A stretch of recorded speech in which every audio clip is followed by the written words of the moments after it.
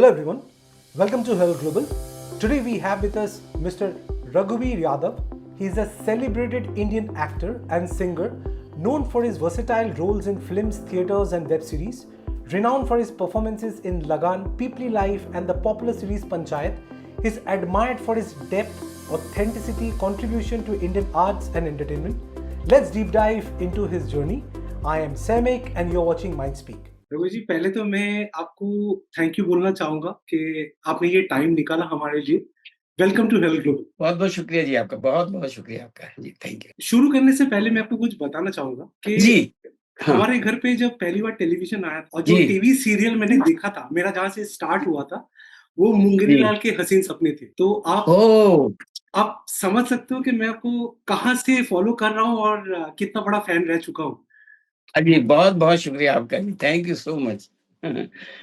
Since हमने बात कर ही लिया मुंगेरी लाल के बारे में, आप मुझे एक बात बताइए कि मतलब उस टाइम पे ऐसा एक कैरेक्टर को जो इतना आइकॉनिक हो जाता है, उसके पीछे रीजन क्या है? उसके पीछे रीजन ये था कि हम जो आम लोग जो जिंदगी जी रहे होते हैं और खास तौर पे कस्बों में, गांव में, छोटी जगहों में, और क्या है कि वो उस जगह पर रह के जो उनकी जिंदगी की जो ख्वाहिशें होती हैं, बस वही है कि वो ख्वाहिशों को लेके क्या है, पढ़ लिख जाते हैं, फिर क्या होता है, माँ बाप उनकी शादी करवा देते हैं या कुछ कर देते हैं। और शादी करवा इस वजह से करवाते हैं कि बस अब नौकरी लग गई, अब शादी करवा दो, और अच्छा कोई बीए पास है, एमए किया हुआ है, अच्छा खासा है, और उसकी शादी कर रही, उसके बाद फिर वो जो जिंदगी में जो करना चाहता वो नहीं कर पाता। ये पहले, अब तो शायद बच्चे खुद ही इतने वो हो गए हैं कि जो उन्हें जो वो चाहते हैं वो करने लग जाते हैं, वही पढ़ते हैं जो उनको करना है। लेकिन अभी भी माँ बाप का उन पर दबाव रहता ही है कि नहीं, पड़ोस का बच्चा हाँ जी। इंजीनियर है तू भी इंजीनियर बन जा, वो वकील है तू भी बन जा, चाहे वो करना कुछ और चाह रहे हो उसको किसी और। तो यहाँ पे लोग भटक जाते हैं। फिर वो जो करना चाह रहे थे, अगर उसको वो ना करने दिया तो फिर वो क्या करेगा कि अपने पेट पालने के लिए, अपने बच्चों को संभालने के लिए, अपना परिवार संभालने के लिए बस सपने ही देखता रह जाता है। तो ये ज्यादातर लोगों की ये है कि अगर जिन जिन जिनको जो करना चाह रहे हैं वो ना करने दिया जाए तो फिर बस वो सपने ही शुरू हो जाते हैं।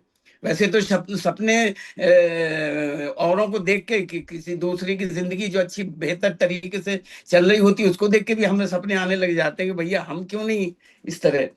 तो ये बड़ी आम सी वो थी, जो चलन था लोगों का कि हम खुद ही, हम आप भी, हम सब सपने ही देखते रहते हैं जो करना चाहते हैं। तो यही था। तो बड़े आम लोगों की वो जबान थी, वो बात थी, वो जो छोटे जगह के लोग और सपना देख के कहाँ तक पहुंच पाते हैं, वो सपने में पहुंच जाते हैं, बस वही था। तो इसलिए बड़ा पॉपुलर हुआ और मुझे हाँ जी। करते हुए बहुत मजा आया। मुझे भी मतलब बचपन में, जैसे मैंने आपको बोला, देखने में बहुत मजा आया। तो हम जब शुरू से शुरू कर ही रहे, तो आप ये बताइए कि आपका एक्टिंग में आना कैसे हुआ? आपने कैसे, मतलब घर पे तभी तो मतलब इतने माँ बाप के वो प्रायोरिटीज भी रहते हैं कि पढ़ाई करना पड़ेगा, वो सब चीजें प्रॉब्लम तो रहते हैं। तो आपका मतलब कैसा सिचुएशन था? अब अभी जो मैंने बताया कि मैं करना, मेरा म्यूजिक से ताल्लुक था मेरा। हाँ जी। एक्टिंग तो मेरे गले पड़ गई, एक्टिंग तो गले पड़ गई।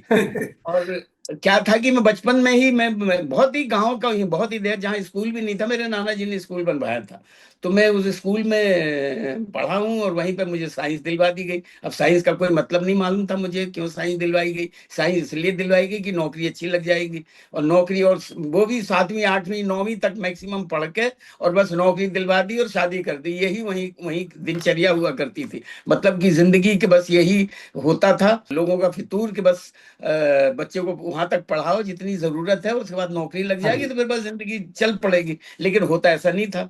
मैं देखता था कि उसी के बाद भटकना शुरू होता था। अब मैं तो म्यूजिक से मेरा ताल्लुक था, तो मैं चाह रहा था कि सब लोग यही कर रहे हैं, मैं कुछ अलग करता हूँ। तो म्यूजिक पे भी बड़ी मार पड़ती थी मुझे, ऐसे आसानी नहीं था मेरे लिए, क्योंकि वो हाँ जी। उनको लगता था कि पढ़ने लिखने में इसका मन नहीं लग रहा है, बस म्यूजिक में लगा रहता है। तो मैं भैंसे चराने चला जाता था अपना रियाज करने के लिए, जो म्यूजिक का बैलगाड़ी लेके चला जाता था, वहां फिर कोई रोकने नहीं आता था। तो मैं भैंसों के पीछे चला जाता, वहां अपना गाता रहता, 24 घंटे गाता रहता था। हमारे वहां फैक्ट्री का एक सायरन बजता था, वो सायरन के सुर से मैं अपना सुर मिलाता था, और फिर पूरे दिन उसी से मैं गाता रहता था। तो खूब मार वार खूब पड़ी है, लेकिन अच्छा है। मार क्या है कि मैं बड़ा जिद्दी किस्म का शख्स हूँ, कि अगर जब मार पड़ती है तो फिर मैं अगर जो मुझे करना है और तो ज्यादा छुप के करना। करने लग जाता। तो इसी की वजह से फिर मुझे साइंस दिलवाई और मैंने तय किया कि भैया मैं शादी वादी तो नहीं करूंगा, मुझे यही करना है। तो हायर सेकेंडरी तक मैं आ गया और वहाँ हायर सेकेंडरी 11वीं, उन दिनों 11वीं हुआ करती थी। तो वहां पर बस वो कि किसी तरह साइंस, अब उसमें फेल होना तो बिल्कुल निश्चित था। 11वीं तक रट्टे मार के, 10वीं तक तो रट्टे मार के निकाल दिए, वो बोर्ड में था। हाँ 11वीं। तो मुझे बस यही था कि मैं फेल हो जाऊंगा, मालूम था कि फेल होना है। तो बस उस फेल होने की शर्मिंदगी से मैं घर छोड़ के आ गया और चाह को राह मैंने ये तय किया कि बाहर जाकर म्यूजिक सीखूंगा, कुछ करूंगा ये। तो मैं जब छोड़ के गया तो ललितपुर पहुंचा। ललितपुर में एक नाटक कंपनी लगी थी, अन्नू कपूर के फादर की नाटक कंपनी थी, भोपाल थिएटर कंपनी। मैंने पहली दफा थिएटर नाम वहां पढ़ा उस बोर्ड पे। तो वहां पहले दिन हमने नाटक देखा। फिर मैं जिस दोस्त के साथ गया था उसके फूफा जी वहां रहते थे, वहां हमने उनके यहाँ एक दो रात गुजारी। फिर वो जो वहां छोड़ के भाग गया क्योंकि उसको भागने की बड़ी आदत थी। तो मैं अकेला पड़ा। तो मैं फिर वहां नाटक कंपनी में गया और मैंने कहा कि भाई मुझे काम दे दीजिए, मेरे साथ ऐसा ऐसा हुआ है, अब कोई नहीं है मेरा। तो उन्होंने कहा करते क्या हो? तो मैंने कहा गाना गा ले। तो कहा सुनाइए। तो मैंने सुना दिया। अब जब सुनाया तो कहने लगा, एक तो मेरा तलफ्फुज बड़ा खराब था क्योंकि मैं बुंदेलखंड का, मुझे सा और शाह हाँ में जी। फर्क नहीं मालूम था कि सा क्या होता, हम सब सा ही बोलते थे।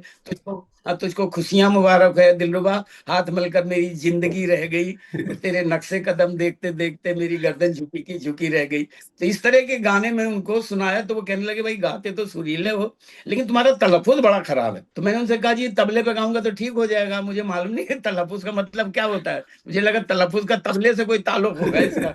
तो खैर उन्होंने मुझे 2 रुपए 50 पैसे में रख लिया और मैंने कहा हाँ मैं अपना ये तलफ्फुज ठीक करूंगा।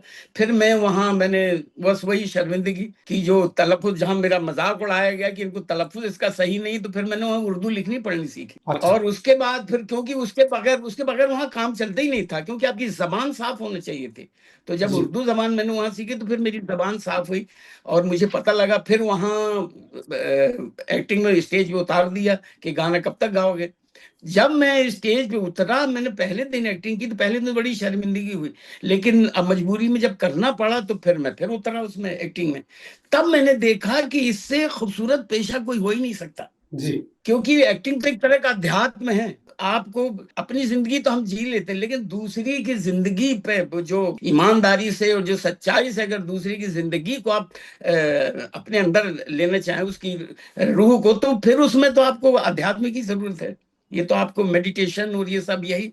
वहां फिर मुझे मजा आना शुरू हुआ जब दूसरे दूसरे फिर बोल शीरी फरहाद, लैला मजनू, आंख का नशा, दिल्ली दरबार, इस तरह के नाटक हुआ करते थे। जो मुंशी लखनवी, आगा अशर कश्मीरी, इन लोगों का जब वो नाटक पढ़े, मैंने उनकी जबान जब पढ़ी और उनके जज्बात जब पढ़े तो मुझे तो लगा कि इससे बेहतर तो काम कुछ हो ही नहीं सकता। फिर एक और जी। बात मुझे पता लगी कि थिएटर एक्टर एक्टर के ही एक ऐसा पेशा है जिसमें सब कुछ सीखना बड़ा लाजमी है, बड़ा जरूरी है, नहीं तो आप छोड़ दीजिए।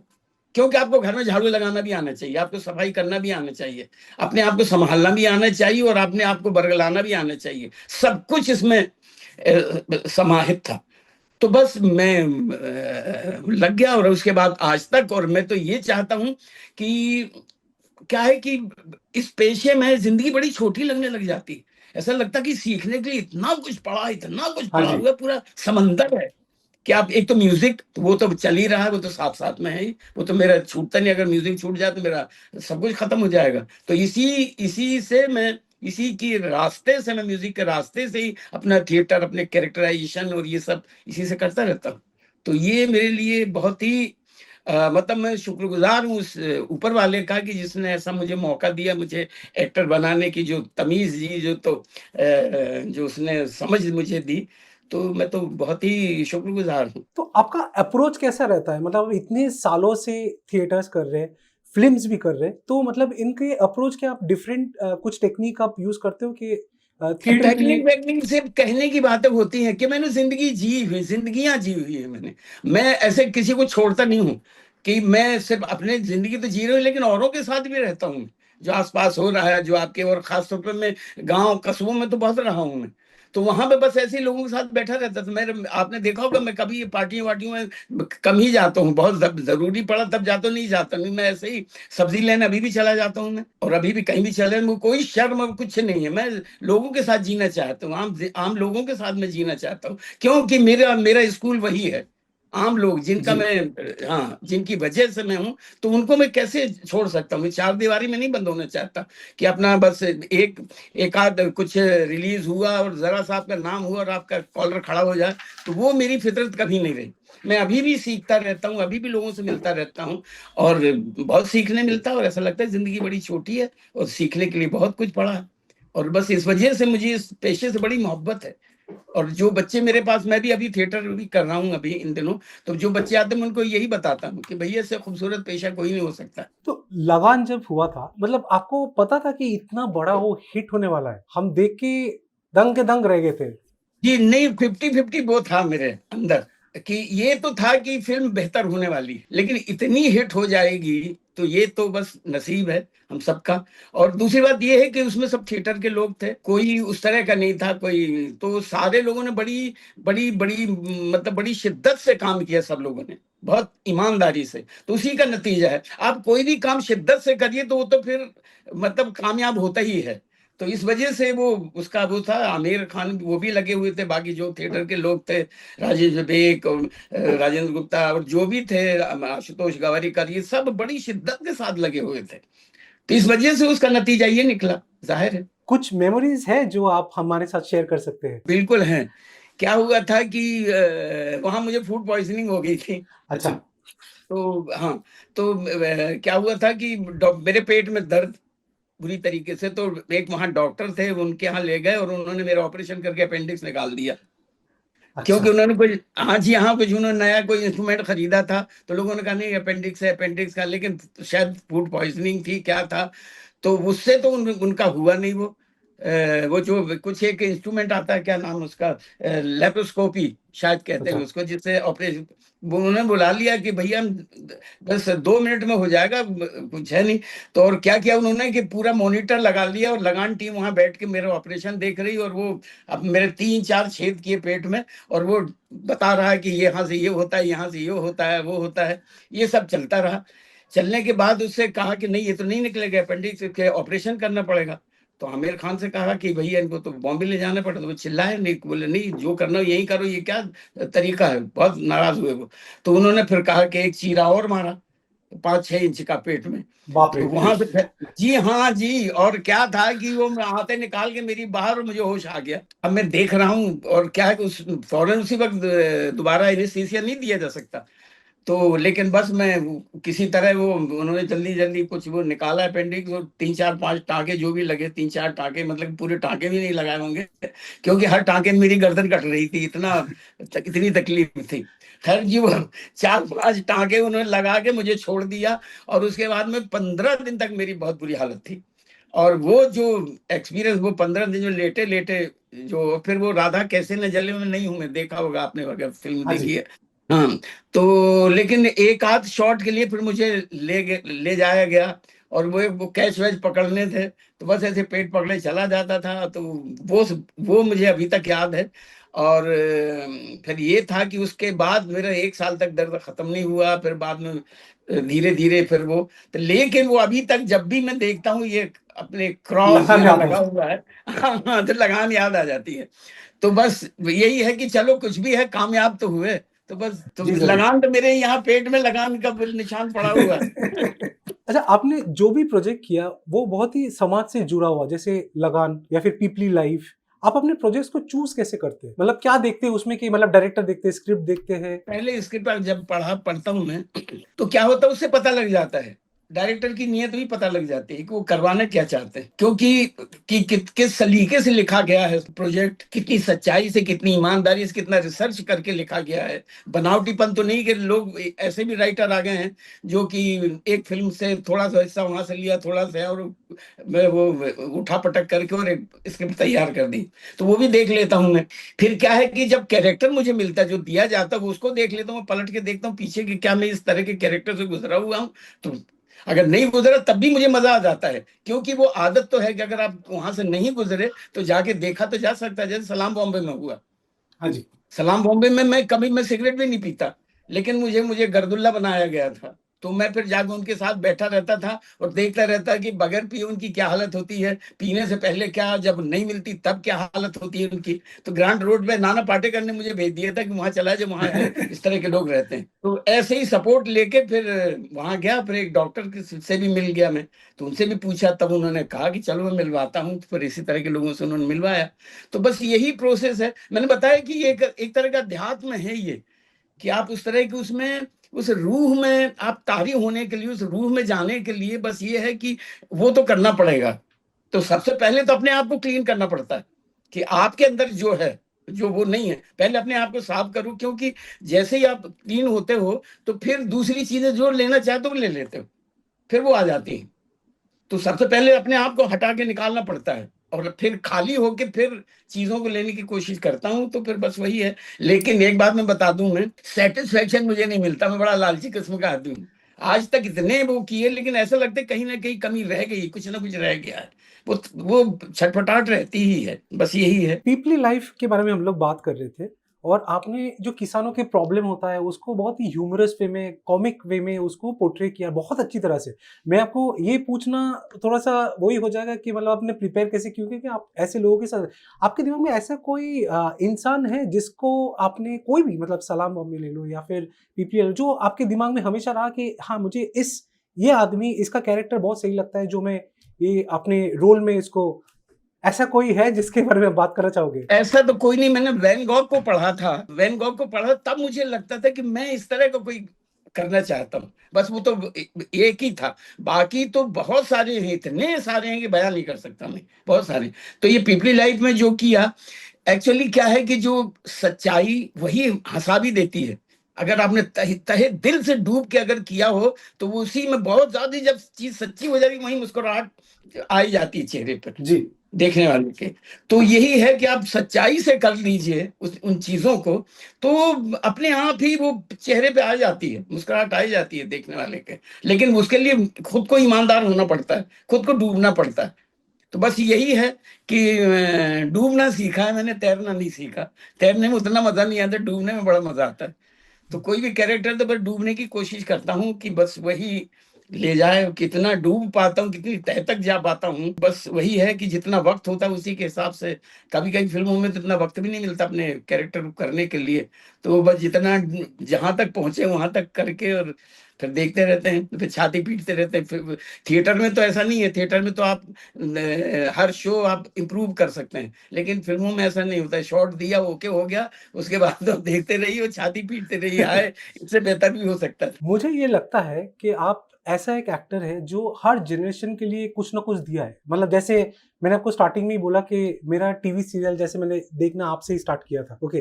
तो आज के डेट पे हम लोग जब जेन जी के बारे में बात करते हैं तो वहां पर भी पंचायत के प्रधान इतने पॉपुलर, आज आप उनको भी कुछ दे रहे हो, तो आपको कैसा लगता है ये पूरा जर्नी? एक्चुअली सिर्फ देना नहीं हो तो मैं लेता भी हूँ ना, हाँ जी। उनकी जहनियत से लेता, हाँ जी, उनकी जहनियत से लेता भी हूँ कि वो जो जिस तरह, क्या है कि आप कहीं भी जैन जी और जिनकी बातें कर रहे हैं, कहीं ना कहीं वो सच्चाई के मारे हुए भी हैं। उन्होंने उस तरह के गांव कस्बों को नहीं देखा। जब वो वहां के लोगों को देखते, खासतौर पे पंचायत में आप देखेंगे कि कोई कैरेक्टर इसमें आपको विलेन नहीं लगता, हाँ जी। कोई भी कैरेक्टर। तो ये जो सरलता है, ये जो सच्चाई है, ये बड़ी कमाल की चीज होती है, बहुत कमाल की है। सरलता सबसे ज्यादा, जो आप जो सहज सरल भाव जो है, बहुत मुश्किल भी है और लेकिन बड़ा कमाल का होता है। तो बस यही है, यही कोशिश में रहता हूं मैं कि काम सरलता से हो जाए, सहजता से हो जाए, या सहज हो जाए, सहज दिखाई देने लग जाए। होना तो बड़ा मुश्किल होता है कि सहज हो जी। जाए, लेकिन उसके लिए खुद को उतना सहज होना पड़ता है। और सहजता में घुसने के लिए बड़ी मशक्कत करनी पड़ती है भाई, बहुत मशक्कत करनी पड़ती है। क्योंकि आपके इर्द गिर्द बहुत सारी निगेटिविटी भी रहती है। हाँ बहुत जी। सारे लोग अपनी अपनी तरीके से सोच के बताने लग जाते हैं, ये करने लग जाते हैं। उनके बीच में फंस के अपने आप को ढूंढना, अपने आप को तलाश करना थोड़ा सा मुश्किल भी लगता है। लोग तो मशीनों की तरह काम करना चाहते हैं। एक तो आजकल ये जो सब जो इलेक्ट्रॉनिक और ये सारे कुछ गाना भी म्यूजिक भी इलेक्ट्रिक से बना लिया जाता है। इलेक्ट्रॉनिक जो ये जो सिंथेसाइजर से आप सितारी बजा लेते हैं, सिंथेसाइजर से आप, तो ये इसमें थोड़ी सी, लेकिन मुझे मजा नहीं आता। मुझे ऐसा लगता है कि इन सारी चीजों में रूह गायब है। जी और जब तक रूह गायब रहेगी तो मजा, इसी वजह से आजकल के जो गाने हैं जिस तरह से मशीनों से कंपोज करके, तो उसमें रूह गायब है, तो वो सच्चाई नजर नहीं आती। तो ये मुझे खलती भी है ये बात। और ये है कि चलो चल रहा है तो चलने दो, लेकिन घूम फिर के लोग फिर वहीं आएंगे, उसी असलियत पर, उसी सच्चाई पर, क्योंकि उसके बगैर काम नहीं चलने वाला। ये सब नाटकबाजी है जो चल रही, चलने दीजिए, ये भी हो जाए, उसके बाद फिर वहीं आ जाएंगे। इसलिए पंचायत जैसे लोग अभी जो फैमिली में लोग बैठ के देखने लगे, बच्चे बूढ़े जवान सारे लोग, उससे मुझे बड़ी खुशी होती है। क्योंकि मुझे छोटे छोटे बच्चे आके कहते हैं अंकल आप उसमें थे, आप उसमें थे, तो मुझे बड़ा अच्छा लगता है चलो बच्चों के साथ। और माँ बाप जी खुद मिलवाने के लेके आते हैं बच्चों को, खुद मिलना। तो मुझे तो इतना, मैं कि चलो मेरी यही मंशा थी, मैं सच कह रहा हूँ, कि मैं ऐसा काम करूं कि सब लोग उसे देखना देखना चाहें और देखें, देख सकें। जब भी हम लोग पंचायत देखते हैं और एक जी। एक सीजन तो बार बार देखते हैं, मैं ऐसे बहुत लोगों को जानता हूँ जो देखना इतना पसंद करते हैं। ये सीरीज इतना रियल कैसे लगता है? मतलब लगता है कि एक्चुअली हम लोग कोई गांव के बारे में देख रहे हैं, और ऐसे कैसे, मतलब ये इस मेरे मेरे हिसाब से इसकी वजह से ये इतना बड़ा सक्सेस है, तो इसके पीछे राज क्या है? बस वही सरलता, सहजता। चंदन ने, जिन्होंने जो राइटर है इसके, इन्होंने बड़ी खूबी से ये रहे हैं शायद गांव में, उन्होंने वो जो छाट के जो जबान पकड़ी है और जो इमोशंस पकड़े हैं, वो इतने सच्चे हैं कि तभी अगर वो बना के लिखते तो शायद इतना पॉपुलर नहीं होता। और करने वाले सब थिएटर के लोग हैं, जो जो जिन्होंने बाकायदा ट्रेनिंग ले रखी है एक्टिंग की, वो भी है। तो ये भी कास्टिंग पे भी डिपेंड करता है कि इतनी सच्चे तरीके से वो खुद ऐसे डूब के, बड़ी शिद्दत से, सारे लोग, पूरी टीम शिद्दत से लगी हुई, वो डायरेक्टर, वो राइटर, और वो सारे लोग बनाने वाले, वो करने वाले, सारे लोग जब इतनी शिद्दत के साथ उसमें लगे हुए, तो जाहिर है उसका नतीजा तो बेहतर आने वाला ही था। तो इस वजह से मुझे तो उसके यही है कि वो सरलता, जो सहज सहज भाव से जो सब कुछ हो जाता है, उसमें वही वजह है कि सब लोगों को बहुत अच्छा लग रहा है, और परिवार के लोग साथ बैठ के देख रहे हैं। और जहां जहां कहीं शादियां वादियां होती, वहां भी टीवी लगा के वहां भी पंचायत देखते रहते हैं कि दूल्हा दुल्हन वहां फेरे लगा रहे होते, यहाँ बारात टीवी देख रही है, उसमें पंचायत देख रहे हैं। ऐसा भी हो रहा है। आपने जैसे बोला कि आप स्क्रिप्ट पढ़ के आप डिसाइड कर ले, तो मतलब कैसे आपको करना है। जैसे इम्प्रोवाइजेशन जो बहुत सारे एक्टर्स करते हैं, मतलब एक रोल में इम्प्रोवाइज करना, मतलब बोला जा रहा है ये, लेकिन आप अपने तरफ से जो आपका जो स्पेशल जो चीज़ है जो आप ऐड करना चाहोगे, वो कितना इंपॉर्टेंट होता है और आप कैसे उसको डिसाइड करते हो? बहुत बहुत इंपॉर्टेंट होता है। मेरे पंचायत में बहुत इम्प्रोवाइज चलता रहता है, क्योंकि मैंने वो जिंदगियां देखी, वो जगह देखी, वो फजा देखी हुई है।